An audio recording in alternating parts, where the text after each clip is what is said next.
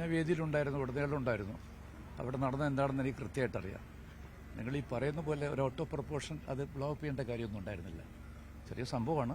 പക്ഷേ അത്തരമൊരു സ്റ്റേജിൽ വെച്ചിട്ട് അത്തരമൊരു ഉന്തും തള്ളും ഉണ്ടാകാൻ പാടില്ലായിരുന്നു എന്ന് മാത്രമേ എനിക്ക് ആ കാര്യത്തെക്കുറിച്ച് പറയാനുള്ളൂ.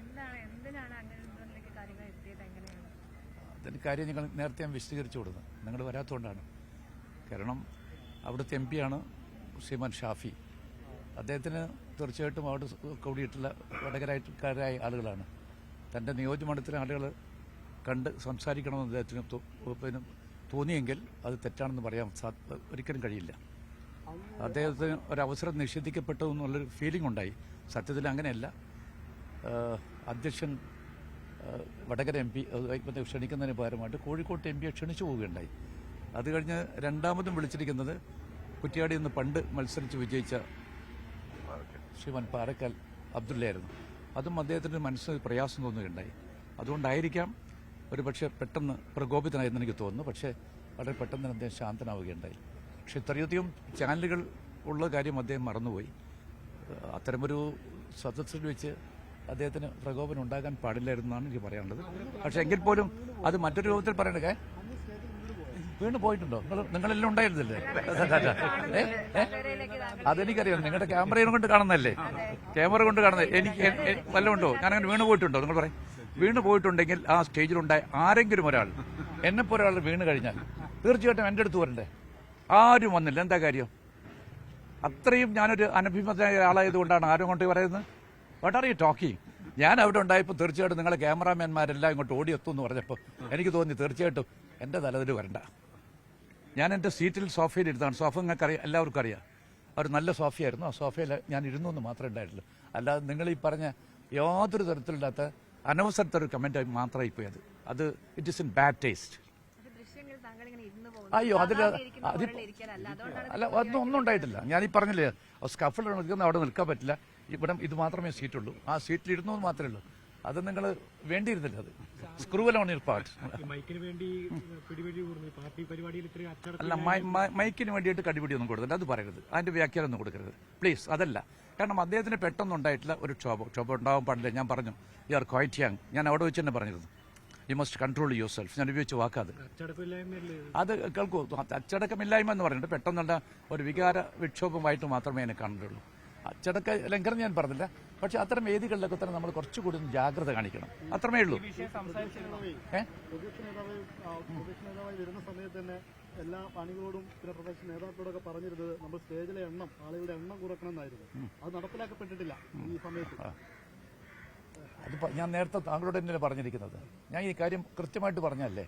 കാരണം തീർച്ചയായിട്ടും കുറച്ച് നിയന്ത്രണം പിന്നെ അവിടെ ആവശ്യമുണ്ടായിരുന്നു. ആ നിയന്ത്രണം നടത്താതെ പോയി തെറ്റായിപ്പോയി. അതൊരു വീഴ്ചയായിട്ട് ഞാൻ കാണുന്നു.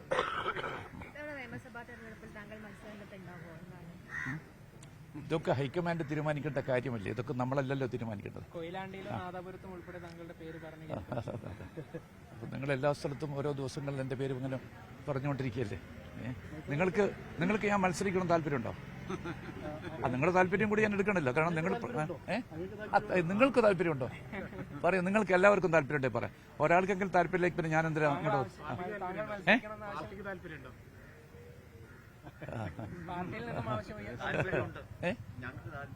ഉണ്ടോ? ഉണ്ടോ? ഓക്കെ.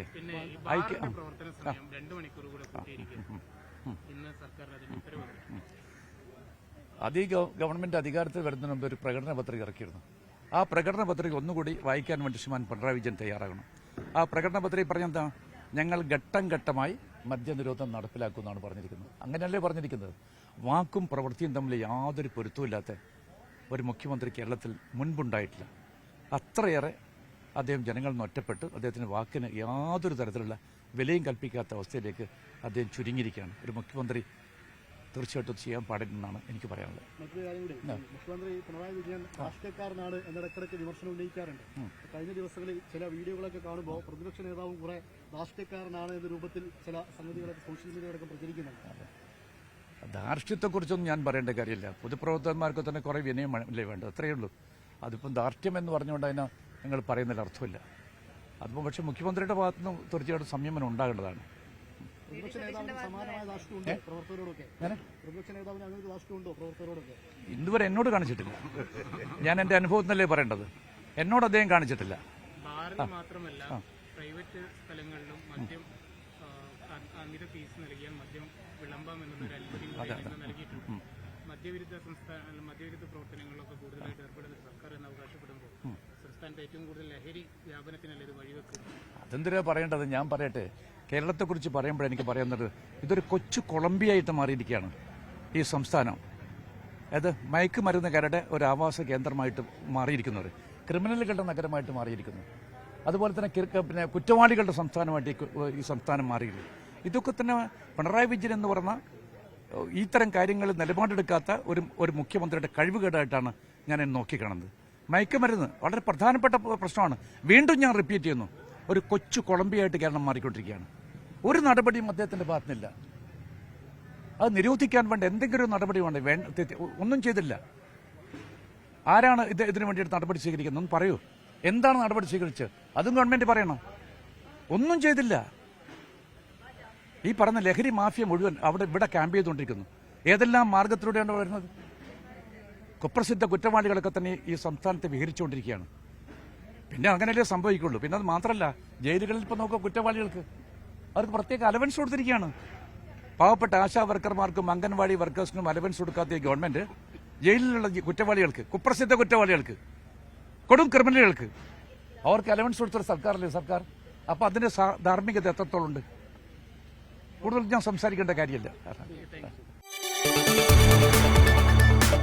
കൂടുതൽ വാർത്തകൾക്ക് news 18 Keralam YouTube channel subscribe ചെയ്യുക.